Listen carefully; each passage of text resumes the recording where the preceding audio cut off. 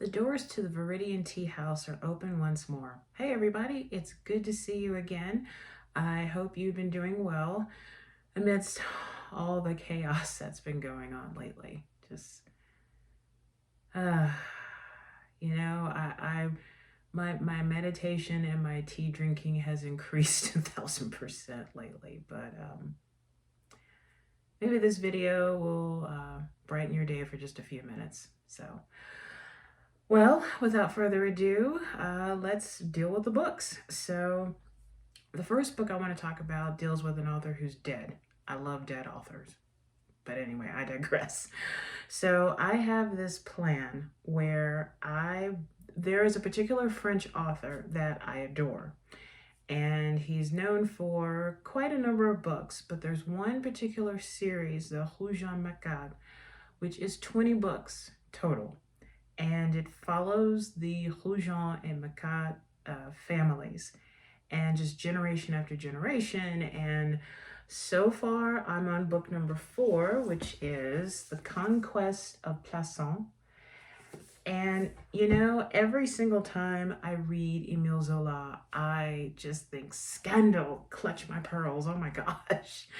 But this one is, the first 3 were phenomenal, and there was gossiping and scandal and backstabbing and righteous people and fallen heroes and evil people. And in this one, this deals with a priest who is not what you think he is. So let me read the back of it for you. The arrival of Abbé Folja in the provincial town of Plassans has profound consequences for the community and for the family of Francois Millet in particular. Folja and his mother come to lodge with Francois, his wife Motte, and their 3 children, and Motte quickly falls under the influence of the priest. Ambitious and unscrupulous, Folja gradually infiltrates into all quarters of the town, intent on political as well as religious conquest. Intrigue, slander, and insinuation tear the townsfolk apart, creating suspicion and distrust, and driving the Millets to ever more extreme actions. So like I said, this is the 4th novel in the series, and my goal is I want to read all 20, and then I want to do like a huge video of nothing but Emile Zola, and I also want to do a tea blend inspired by all 20 books. So this is kind of a big task. Like I said, I'm only on I'm about to start book 5 probably next month. So 15 more to go. But I've noticed with Emile Zola that once you sit down and you think, oh, I'm just going to read for 5 minutes, 5 minutes turns into 3 hours, and you suddenly realize, oh, was I supposed to clock back into work? Whoops. Or, wow, it's 3 o'clock in the morning. I'm supposed to go to bed, right? But you can't put it down because, like I said, the characters seem so real, and the situation seems so real, and you feel as though you're no longer sitting in your living room or in your bedroom, but you're in 1800s France. So just the whole series is going to get 5 pots of tea from me, but I just had to do a shout out to Monsieur Zola and just say that The Conquest of Plassans was a fantastic read. And it's funny because every time I would read a section and dealing with the Abbé Folja, I kept turning to my boyfriend saying, he's no good. He is no good. I'm waiting for the other shoe to drop. And when it did, it was like, see, I warned you. I warned you. I voiced my thoughts through the ether, hoping that the characters in these pages would understand. But of course, it's always too late. And yet, a weird sense of redemption in the form of a fire. And that's all I'm going to say. But yes, Emile Zola's 4th book in the Rougon Macabre series, The Conquest of Plassans. I'm looking forward to book number 5. So my second book is, this man can write. I love reading new authors, and then I love finding that one author that I've never heard of And I quickly say, I am a fangirl. I will read everything that you have written. I don't care if it's instructions on how to do the polka. I will read it. And one of the authors that I just simply adore is Mike Kupari. And this particular book, The Family Business, published through Baen Books, took my breath away, honestly. And the reason why it took my breath away was because it could really happen. And I don't know if that's good or bad, but this book could really happen. So let me read the back of it for you. Why am I putting on my glasses? I can't see. Decades ago, the visitors descended on Earth. They claimed to bring peace and prosperity. Their real goal was the total subjugation of humankind. But humanity did not give up its only home without a fight. After a devastating war, the visitors were driven to Mars. Their willing human collaborators were left behind. The task of hunting down these former alien collaborators and bringing them to justice falls to federal recovery agents like Nathan Foster, which, Kathy and Mike, if you guys are watching this video, I loved Nate. I really liked Nate. I wonder if he's based off of a real person, but if he isn't, I really like Nate. So yeah. Imogene Anderson was taken to the visitors as a teenager and was experimented upon by the alien invaders. She carries within her body a semi-functional alien device that allows her to control other people. Until recently, she was serving a prison sentence for aiding and abetting the enemy. That is, until she was broken out by her obsessive ex-lover Anthony Krieg. Obsessive does not begin to describe this man. Wow. A former commando for the visitors' forces, physically enhanced but mentally unstable. Yeah, really mentally unstable. Now, Nathan Foster and his 14-year-old nephew Ben are tasked with bringing the pair to justice. Krieg must be killed, Imogene captured and returned to the proper authorities. An easy enough job, but Imogene may have been implanted with something else, something much more important to the visitors and to the free people of Earth. What can I say? I really liked the characters, even the ones that were the bad guys. The way that Mike described them and breathed life into them, very realistic. Like with Anthony, you really hated Anthony. Even though, I wonder if he had a choice. I don't think he had a choice. I think he did all this willingly. But you love to hate Anthony. And for Imogene, I don't know about other readers of this book, but for me, I was hopeful. Even when I found out what else was wrong with her, I was hopeful. I was hopeful that, perhaps this would lead to something bigger than the visitors, bigger than the Earth, and it was. So I enjoyed I enjoyed how Imogene kind of came to grips with her situation, even as she was captured and ran away and captured and ran away multiple times. You saw the strength building in her, and fueled with a fury and an anger and just being tired of it all, especially dealing with Anthony. I really enjoyed the dog. I think his name was Shadow. I really enjoyed the dog. And I love the interaction between Nate and Stella, and also Nate with his nephew Ben. I love the interactions of those characters because, once again, yes, Earth is recovering from a horrific war with the visitors, and yet life is still going on. So there were some funny moments in the book, and there were some very serious moments in the book that really brought the trio characters, Stella, Ben, and Nate, closer, and Shadow too. And I wonder, was Shadow based on Luna? You can email me or message me later. I just wanted to know.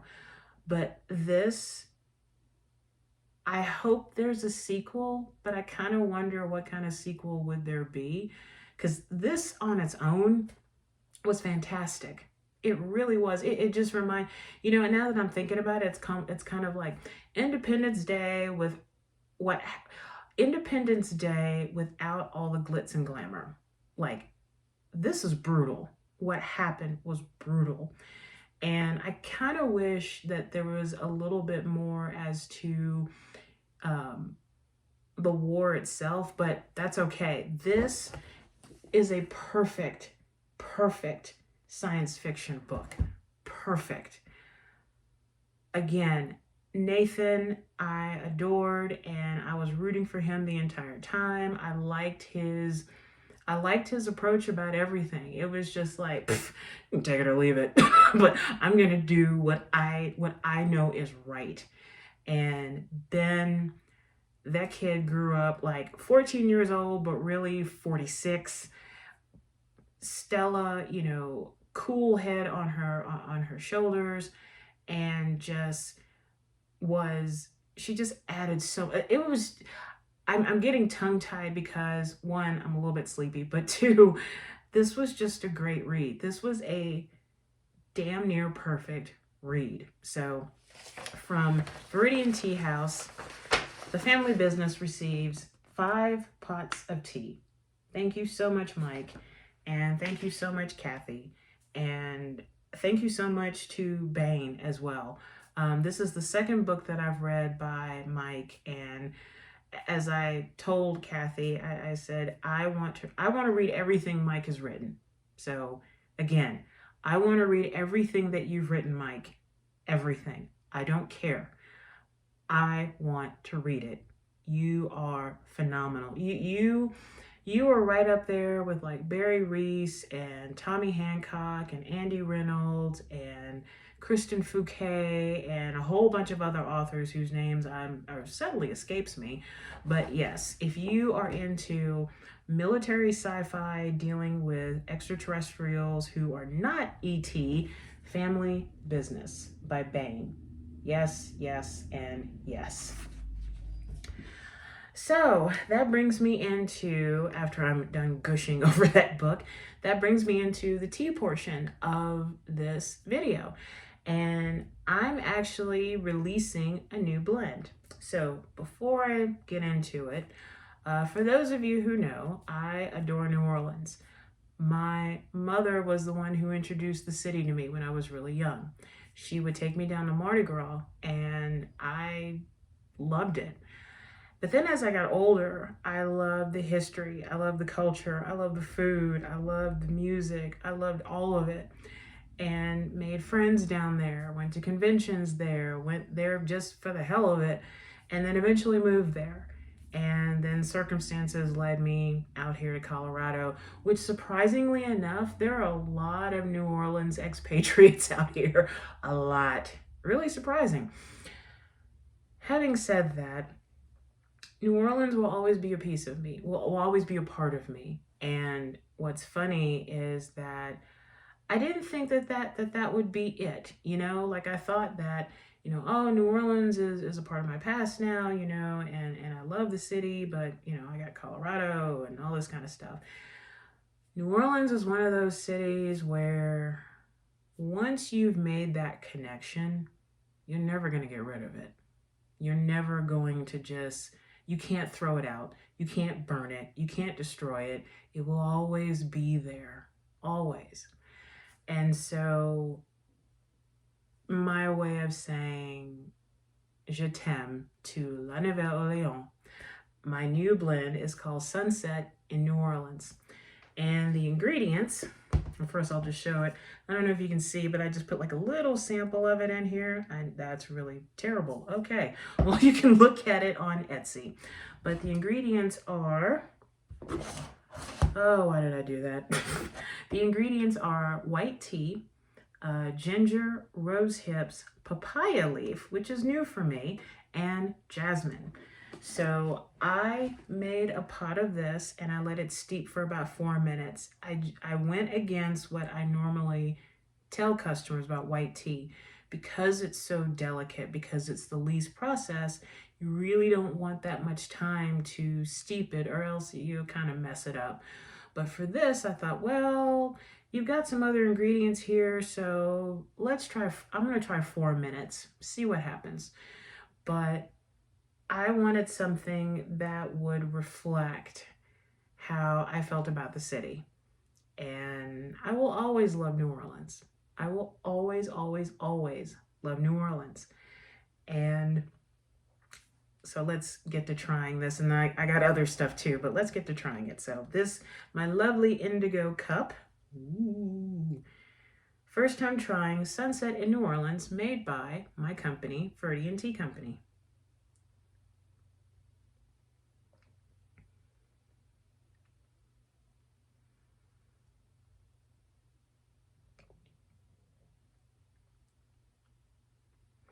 So the first ingredients that are kind of hitting me are the rose hips, the jasmine, and the ginger. The papaya leaf, I'm kind of getting that little extra to it. And then at the very back would be the white tea, that smooth and calm at the end. But this is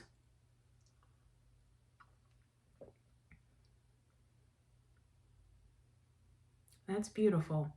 In fact, as I was sipping this made me think about a time when I was living there, when I used to wander through the quarter like all the time. And there was one incident I remember. It was, the sun was setting, or it had set, and I was sitting in front of the cathedral, and I was just sitting there and watching people come and go. And I think there were some musicians. It was really sparse because New Orleans was slowly coming back to life after the initial shutdown of the pandemic. But I just remember I was sitting there and just soaking it all in. And I just thought, this is really cool.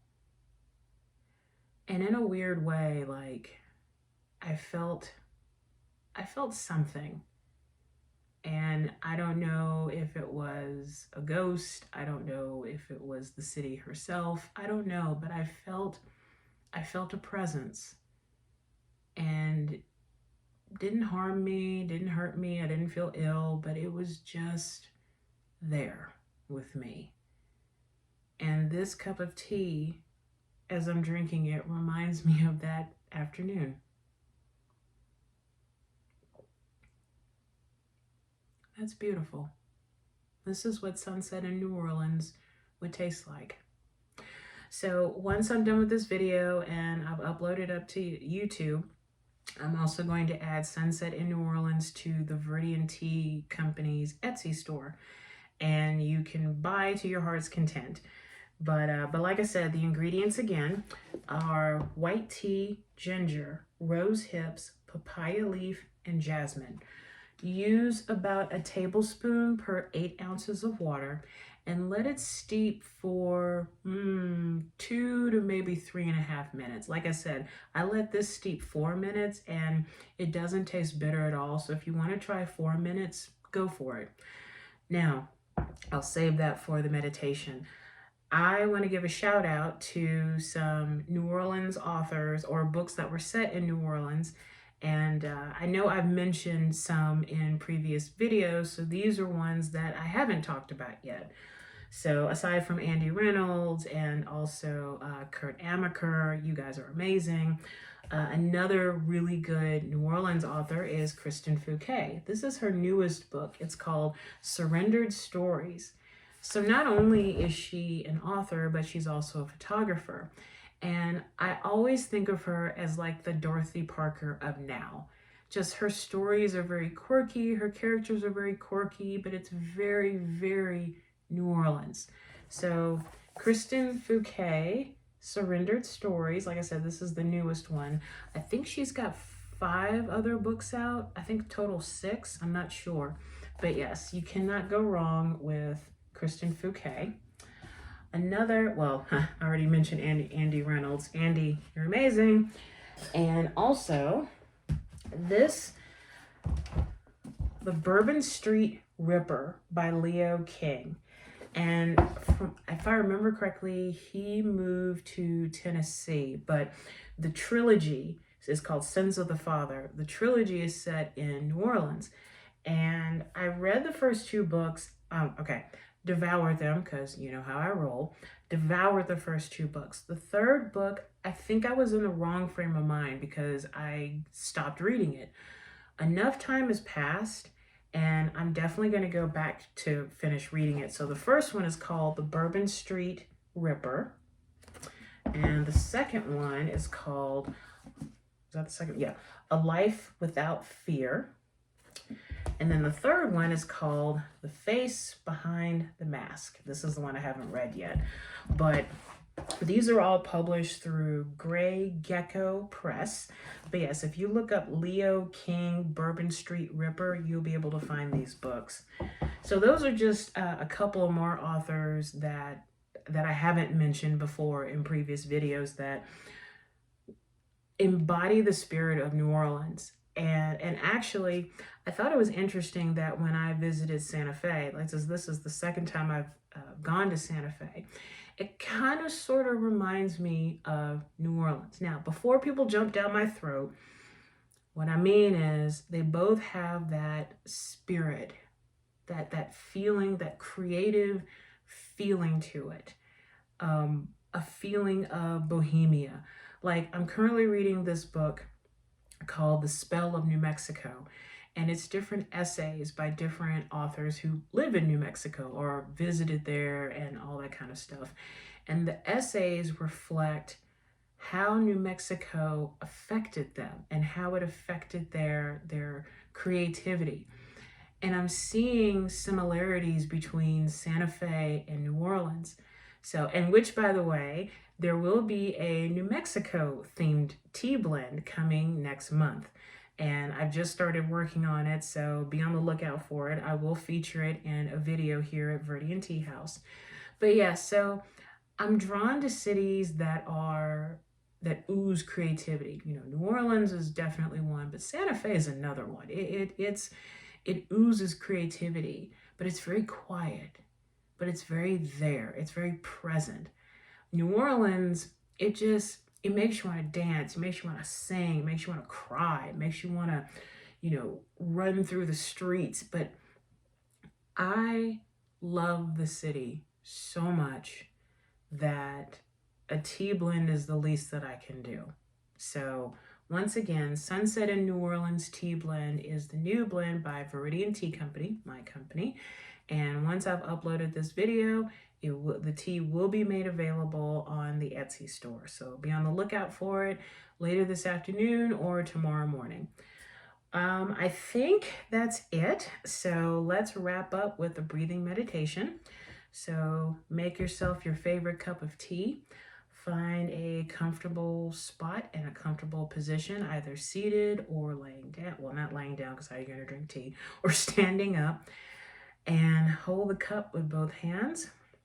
Take a deep breath in through the nose and out through the mouth. And then take 3 sips of your tea and pause and reflect between each one. And just really block everything else out except for the tea. You and the tea. That's it. So let's begin.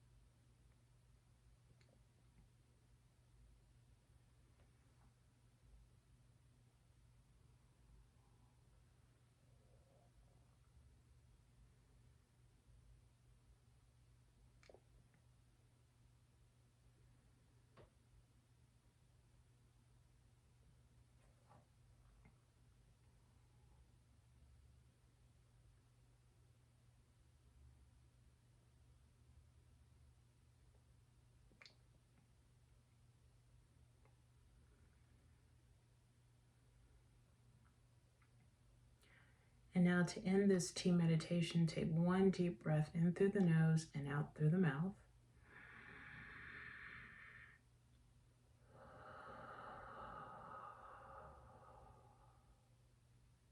And we're back. thank you as always for watching these videos. I really do appreciate it. I mean, that's all I can really say. And extra thanks to Kristen Fouquet and Leo King and Mike Kupari and Emile Zola. Merci beaucoup. Thank you so much. And thanks to you again for being there. And until next time, take care of yourself and each other. Raise your teacup high. And I'll see you next time. Take care. Bye.